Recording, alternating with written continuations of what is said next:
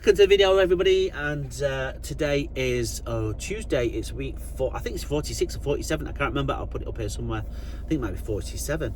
And yeah, we are in Wakefield today, and I wanted to talk about a video that was recently put out, in fact this morning, by Amazing Grace on their channel, and I thought they did such a great job. And they were talking about how people are getting persecuted for living in vans. Basically, they didn't use that phrase, that's my phrase, and I agree 100% with what they were saying. And they were saying they've seen firsthand that cars are getting away without being ticketed, where vans and camper vans and motorhomes are getting ticketed even though they're parked legally. I saw something similar on Facebook this week. If you're in the Van Life UK group, is it Van Life UK? I can't remember what group it's called. I'm in quite a few, but anyway, where somebody got ticketed. They were parked perfectly legally, and even spoke to a traffic warden who said they wouldn't get a ticket, and then later the same traffic warden came back and gave them a ticket. And I 100% agree on this. The right to park up for a night here and there in the UK is getting removed over time across the entirety of the UK. It really is. Just a few months ago, Van Life was making van life videos, and YouTube and stuff were talking about how great it is in Scotland. You can free park anywhere, free camp anywhere. I call it free camping, not wild camping. And you know, and it was legal in Scotland. And now the same kind of family that I watch on YouTube, Northerners on Tour, they're absolutely fantastic. If you haven't seen them, go back and watch their videos. They recently went back to Scotland and found out actually it's now no longer the case. Scotland have jumped on the same bandwagon and are now trying to ban people from parking overnight in their motorhomes and camper vans, and block that potential and possibility, and you know, disallowing access to various car parks by allowing or putting height barriers in place and all that kind of stuff. And I think it's absolutely atrocious. What other group of humanity or group of society would be marginalised and persecuted in this way and it'd be illegal? It just wouldn't happen. It just would not happen at all. I'm pretty sure that denying people's right to pull over at the side of the road to have a little sleep because they've been driving all day, I'm pretty sure that's illegal, right? They wouldn't do it to a car. They wouldn't do it to a 40-ton articulated truck. But, you know, you got a little van and, you know, a camper van, and that's it. Oh, no, you can't park here. You can't sleep here. But, oh, yeah, articulated truck. Yeah, you can park here. No problem. Get your head down, lad. Do you know what I mean? It's just nonsense. It's nonsense. And a lot of people are getting fed up about it. Now, the thing is, and I think you should be watching this space very carefully. When I say the space, I mean this story, not necessarily my space. Or they can if you like. Don't forget to like, comment and subscribe and all that kind of good stuff. It helped me out quite a lot. But anyway, where was I?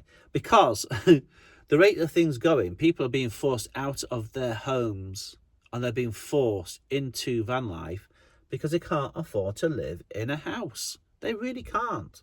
And people have realised, actually, living in a van of all sorts of sizes, mine's a micro van, is actually doable. It's actually possible and doable, depending on your situation, right? Largely speaking, because of the amount of people that are now doing it, it's become more I don't know, acceptable, should I say? Less questionable. People don't raise their eyebrows quite as much when you tell them you live in a van as they perhaps would have done 5 or 10 years ago. So yeah, so the thing is, right, they're forcing all these people out due to the increased cost of well, everything. Let's face it, everything's gone up, right? Everything.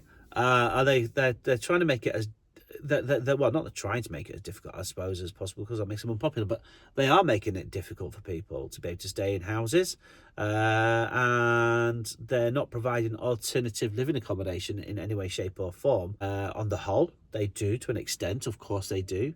I'm not saying that at all. Let's not make it political, but what I'm trying to say is there is a lack of options for people once they've exhausted financial possibilities and probabilities of staying in a house or a flat or a bungalow or whatever, sticks and bricks it is. There is very little or direction or recourse for them to take.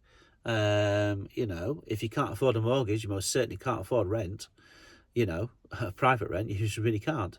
If you can't afford private rent, you could probably afford social housing rent, but then there's not enough social housing to go around in the UK, and the government know that that is a fact. There's no doubt about that. They know that's a fact, and so now we're getting more and more people who are living on the streets.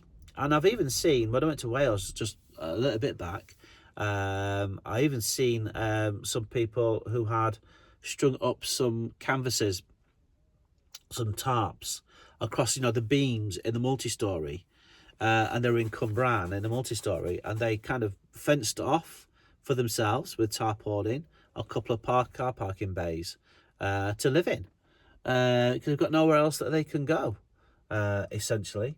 And they looked like they've been left largely to do that. They've been left alone to do that, apparently. They've not been hassled or harassed to move, which I think actually is the right way to go, because I mean, where are they going to move to? Do you know what I mean? There is no other place for them to go, so they've got to be somewhere. So I think that was a bold move. I don't know if it was an intentional move by the local council, to be quite frank, but it was a bold move either which way. They've turned a blind eye to it, I think. And as far as I know, people in the local area, they're not bothered by it. They don't care about it one way or the next, and they just leave them alone to live their life, right? It's not an ideal place to be, to be quite frank. Imagine all the fumes and stuff. Yes, it's undercover. Yes, it might be a little bit warmer, and yes, you've got free light and you're close to public amenities, but can you imagine all the toxic fumes from the car exhaust and stuff? Wow. Anyway, where was I?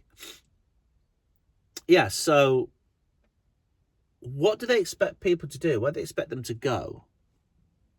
I think we're going to see the increase in people living in the vans. I think we're going to see that increase continue to grow, continue to develop. And it's not a problem for those of us who live in our vehicles, because, we've become accustomed to it, right? I would struggle to go back to a sticks and bricks house. I don't think I would like it, to be quite frank, not anymore. After a year of being in the van. So how then are they going to approach this? Well, what they're currently doing is they're turning the blind eye to the problem. They're thinking it's not a problem that they've caused or they've got any part of, and they're disassociating themselves from it. And what they're doing is they're just persecuting people who are engaged in that particular lifestyle that they have enforced and created, by their lack of support and help. I don't know. Anyway, guys, that's me just supporting the Amazing Grace channel and their particular video. If you haven't seen it, if you're not a subscriber to them, by the way, pop on over and have a look, little listen. They're great. They're great. Yeah, let me know your thoughts down below, guys. I'd love to know your take on this. You might be a van life, you might not. You might be thinking about going into van life, you might not. I don't know. But yeah, let me know your thoughts down below. And above all else, enjoy your day.